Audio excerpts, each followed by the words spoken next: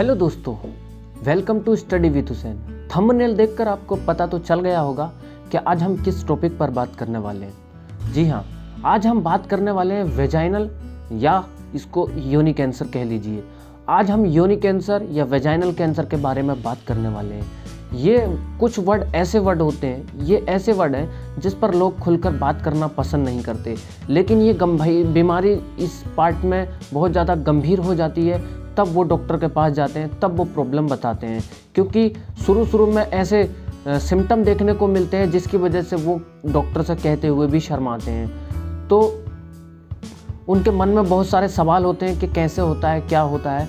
तो वीडियो को पूरा देखिएगा, वीडियो को बिल्कुल स्किप मत कीजिएगा। आपके हो सकता है आपके मन में जो सवाल हो वो आपको इस वीडियो में मिल जाए, तो वीडियो को बिल्कुल भी स्किप मत कीजिएगा, वीडियो को पूरा देखिएगा। तो आज चलिए शुरू करते हैं आज की वीडियो, वेजाइनल कैंसर यानी कि योनि कैंसर। आमतौर पर जो वेजाइनल कैंसर होता है ये एक बहुत रेयर कैंसर होता है। आपकी जो वेजाइना के अंदर होता है जो मस्कुलर ट्यूब होती है, जो आपकी मस्कुलर ट्यूब होती है जिसको हम बर्थ कैनाल भी बोलते हैं, वो आपके बाहरी जननांगों को जोड़ती है, बाहर से आने वाले जननांगों को जोड़ती है और अंदर तक यूट्रस तक उसको लेकर जाती है। वेजाइनल कैंसर आमतौर पर उन सेल को इफेक्ट करती हैं जो आपकी वेजाइना के सरफेस से जुड़ा हुआ होता है, यानी कि जो वेजाइना के सरफेस का हिस्सा आपकी बॉडी से जुड़ा हुआ होता है उसको ये बहुत जल्दी इफेक्ट करती हैं, और जिसको हम बर्थ कैनाल भी बोलते हैं। अब हालांकि कई प्रकार के कैंसर जो होते हैं आपकी बॉडी के दूसरे ऑर्गन में अगर कैंसर होते हैं वो वेजाइना को बहुत ज़्यादा इफेक्ट करते हैं, क्योंकि वेजाइना एक ऐसा पार्ट होता है, बहुत ही रेयर पार्ट होता है वेजाइना का। ये आपके बॉडी में कहीं भी आपको कैंसर हो रहा होता है तो ये वेजाइना को बहुत ज़्यादा इफेक्ट करते हैं। उसके अलावा इनके शुरू में अगर इसका इलाज कर दिया जाए तो इसका रोका जा सकता है, लेकिन अगर ये इसका इलाज प्रॉपरली ना किया जाए, क्योंकि इसके सिम्टम जो है बहुत धीरे धीरे दिखाई देते हैं, तो तुरंत ही इसका ट्रीटमेंट करना बहुत ज़रूरी होता है। कैंसर की सेल एक ऐसी सेल्स होती है जो आसपास के टिश्यूओं को डैमेज करने लगती है और उनको इफेक्ट करने लगती है, और ये धीरे धीरे बहुत ज़्यादा बढ़ने लगता है। इसका ट्रीटमेंट बहुत आसानी से नहीं होता है, हालांकि ये बहुत ज़्यादा दुर्लभ होता है। इसका ट्रीटमेंट शुरू में आसानी से किया जाता है और इस तरह से ये योनि कैंसर होता है। इसके अलावा अगर हम इसके बात करें इसके सिम्टम की, कि इस कंडीशन में वेजाइनल कैंसर में कौन कौन से सिम्टम होते हैं जो हमको दिखाई देते हैं, ऐसी कौन सी समस्याएं हमारे बॉडी में कौन कौन से चेंजेस होने लगते हैं जिनकी वजह से हमें ये वेजाइनल कैंसर लगता है कि हाँ वेजाइनल कैंसर तो नहीं हो गया। स्टार्टिंग में आमतौर पर लक्षण दिखाई नहीं देते, लेकिन जैसे जैसे कैंसर बढ़ता जाता है तो इसके लक्षण आमतौर पर दिखाई देने लगते हैं। वो लक्षण कौन कौन से हो सकते हैं? आपको वेजाइना से बहुत ज़्यादा वाटर आ सकता है सेक्सुअल इंटरकोर्स के बाद या मेनोपॉज के बाद। मेनोपॉज का मतलब होता है कि जो एक लिमिट होती है उम्र के बाद, जो आपका जो मेंस्ट्रुअल साइकिल क्लोज हो जाता है, बंद हो जाता है, पीरियड्स होना बंद हो जाते हैं, उसके बाद अगर वाटर आता है तो वो एक लक्षण हो सकता है। इसके अलावा वेजाइना में किसी तरह की गांठ अगर होती है जिसको हम रसोड़ी टाइप की बोलते हैं, या गांठ होती है छोटी बहुत थोड़ी बहुत, तो उसको भी ये लक्षण हो सकता है। इसके अलावा पेनफुल यूरिनेशन, यानी कि आपको यूरिन करने में बहुत ज़्यादा पेन हो सकता है। आप अगर यूरिन करेंगे तो आपको बहुत ही ज़्यादा पेन होगा, दर्द होगा। इसके अलावा पेल्विस पेन, यानी कि जिसको हम पेड़ू पेन बोलते हैं, पेड़ू का पेन बोलते हैं, जो पेल्विस का एरिया होता है हमारी बॉडी का, उसके अंदर बहुत ज़्यादा पेनफुल हो सकता है, बहुत ज़्यादा दर्द हो सकता है। उसके अलावा आपको कॉन्स्टिपेशन की बहुत ज़्यादा समस्याएं देखने को मिल सकती हैं, क्योंकि इस कंडीशन में कॉन्स्टिपेशन बढ़ सकता है, आपको बहुत ज़्यादा गैसेस की प्रॉब्लम हो सकती है। इसके अलावा अगर कोई भी अनकंफर्टेबल अगर आपको लक्षण दिखाई देते हैं तो हो सकता है कि वो वेजाइनल कैंसर हो। तो ये इसके लक्षण होते हैं। अब इसके कुछ बात करें हम कारण की, कि किन किन से कारण की वजह से ये होता है। हालांकि अभी तक इसका कोई भी स्पष्ट कारण नहीं देखा गया है कि इस कारण की वजह से योनि कैंसर होता है। हमारी बॉडी के अंदर सेल्स होती हैं जिसको हम हिंदी में कोशिकाएं बोलते हैं। कोशिकाएं होती हैं, इसका एक लाइफ टाइम होता है, यानी कि हर सेल्स का एक लाइफ टाइम होता है। जो चीज़ जिंदी है, जो चीज़ जिंदा है, जिसको ऑक्सीजन की ज़रूरत पड़ रही है, उसको तो एक ना एक दिन मरना है। तो इसी तरह से हमारी बॉडी के अंदर सेल्स होती हैं जो WBC, RBC, red blood cell जिनको हम बोलते हैं, वो सेल्स होती हैं।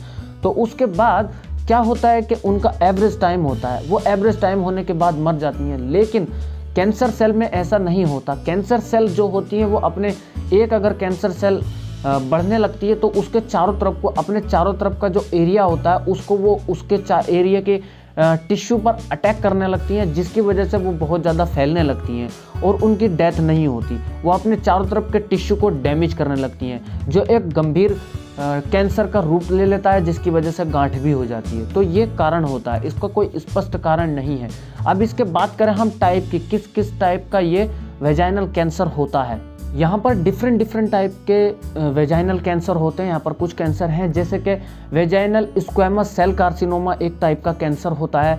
दूसरा होता है वेजाइनल एडिनोकार्सिनोमा, ये एक टाइप का कैंसर होता है वेजाइना के अंदर। उसके बाद होता है वेजाइनल मेलेनोमा नाम का कैंसर होता है, और इसके अलावा होता है वेजाइनल कार्सिनोमा। ये तरह तरह के योनि में कैंसर होते हैं। इसके बाद हम बात करें कौन कौन से रिस्क फैक्टर होते हैं, यानी कि कौन कौन से ऐसे रिस्क फैक्टर का मतलब होता है कि कौन कौन सी ऐसी समस्याएं हैं, कौन कौन सी ऐसी कंडीशन है जो आपके वेजाइनल कैंसर को बढ़ा सकती हैं।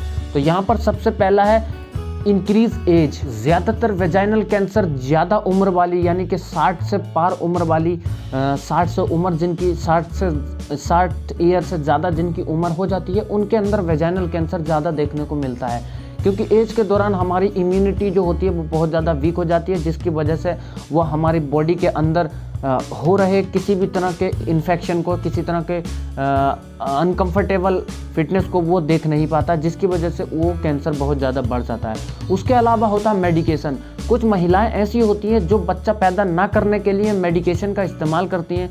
वो अपने पार्टनर के साथ इंटरकोर्स तो करती हैं, लेकिन वो बच्चा नहीं चाहती, तो वो बहुत ज़्यादा मेडिकेशन यूज़ करती हैं, जिसकी वजह से ये आपकी योनि पर इफ़ेक्ट डाल सकता है और आपको कैंसर की संभावना इसमें देखने को मिल सकती है। उसके अलावा होता है मल्टीपल सेक्स पार्टनर, यानी कि अगर किसी तरह के आपके सेक्स पार्टनर तो हर किसी का होता ही है आफ्टर मैरिज, बट क्या होता है कि बहुत ज़्यादा महिलाएं कुछ होती हैं ऐसे कि मल्टीपल सेक्स पार्टनर रखना पसंद करती हैं। कुछ फॉरेन में हमें देखने को मिलता है, इंडिया में तो हालांकि ऐसा बहुत कम होता है, अपनी अपनी लाइफ है, लेकिन ये ऐसा होता है कि बाहर जो होता है फॉरेन कंट्रियों में, जहाँ पर बहुत ज़्यादा छूट होती है, तो वहाँ पर ये मल्टीपल सेक्स और पार्टनर रखना पसंद करते हैं लोग, तो उनकी वजह से ये योनि कैंसर होने की संभावना हो सकती है। उसके बाद होता है अर्ली एज में इंटरकोर्स हो जाना, यानी कि बहुत छोटी उम्र में इंटरकोर्स हो जाना हो, ये भी एक कारण होता है जिसकी वजह से आपको वेजाइनल कैंसर देखने को मिल सकता है। इसके अलावा क्या होता है, स्मोकिंग। स्मोकिंग एक ऐसा कारण है जो अगर आपको वेजाइनल कैंसर है तो वो स्मोकिंग आपको वेजाइनल कैंसर की तरफ लेकर जा सकता है और भी ज़्यादा बढ़ा सकता है। इसके अलावा होता है HIV इन्फेक्शन। HIV होता है मतलब ह्यूमन इम्यूनो वायरस, जिसे हम एड्स से बोलते हैं। इस तरह का इन्फेक्शन भी आपको योनि का कैंसर, यानी कि जिसे हम वेजाइनल कैंसर है, ये भी बढ़ा सकता है। ओके, तो ये हो गया किस तरह से आपका कैंसर को बढ़ा सकते हैं। इसके अलावा अगर हम बात करें कॉम्प्लिकेशन की, यानी कि कौन कौन सी और समस्याएं होती हैं जो आपके वेजाइनल कैंसर को इफेक्ट कर सकती हैं, कौन कौन से वेजाइनल कैंसर आपके दूसरी पार्ट को अब समस्याएं देखने को मिल सकती हैं। इसके अलावा आपको लंग्स कैंसर की प्रॉब्लम हो सकती है, यानी कि ये जो लंग्स को आपको बहुत ज़्यादा इफेक्ट कर सकते हैं, क्योंकि ये एक रेयर तरह का कैंसर होता है, ये आपके लंग्स को इफेक्ट कर सकती हैं। उसके अलावा ये आपको लीवर को बहुत ज़्यादा इफेक्ट कर सकती हैं और ये आपके बोन को बहुत ज़्यादा इफेक्ट करती हैं। तो ये होता है किस तरह से आपके समस्याएं, यानी कि किस तरह से रिस्क फैक्टर होते हैं और कौन कौन से कॉम्प्लिकेशन होते हैं। अब अगर हम बात करें इसके टेस्ट और डायग्नोसिस की, यानी कि इस वेजाइनल कैंसर को किस तरह से देखा जाता है, डॉक्टर किस तरह से इसको पहचानते हैं, किस तरह से इसका टेस्ट किया जाता है। तो सबसे पहले तो इसका टेस्ट किया जाता है वेजाइनल एरिया का जो एग्जामिनेशन होता है, यानी कि जो पेल्विस एरिया होता है आपका, पेल्विस एरिया के चारों तरफ वो आपका एग्जामिनेशन करता है, बहुत अच्छे से सुपरफिशियली देखता है। आपकी हो सकता है आपके वेजाइना के अंदर 2 फिंगर करने के बाद या 1 या 2 फिंगर करने के बाद वो आपका चेकअप करे, तो ये एक पेल्विस एग्जामिनेशन होता है। उसके अलावा होता है कोलोनोस्कोपी, यानी कि ये कैमरे के थ्रू आपके वेजाइना के अंदर कैमरा डाला जाता है, जिसकी वजह से आपको देखा जा सकता है कि कहीं पर कैंसर तो नहीं है, कहीं पर कैंसर तो डेवलप नहीं हो रहा। उसके अलावा होता है पेप स्मीयर टेस्ट। पेप स्मीयर टेस्ट ये लेबोरेटरी में टेस्ट होता है। आपको एक वेजाइना के अंदर एक स्टिक डाली जाती है, वहाँ से एक स्वैब लिया जाता है, उसके बाद उसके लैब में इसका एग्जामिनेशन किया जाता है। उसके अलावा क्या होता है, बायोप्सी। बायोप्सी का मतलब होता है कि जब कैंसर हो जाता है तो अगर कॉम्प्लिकेशन बहुत ज़्यादा देखने को मिलती है तो वहाँ से एक छोटे से टिश्यू का टुकड़ा काटा जाता है ब्लेड से, किसी तरह से छोटे से टिश्यू का टुकड़ा काटने के बाद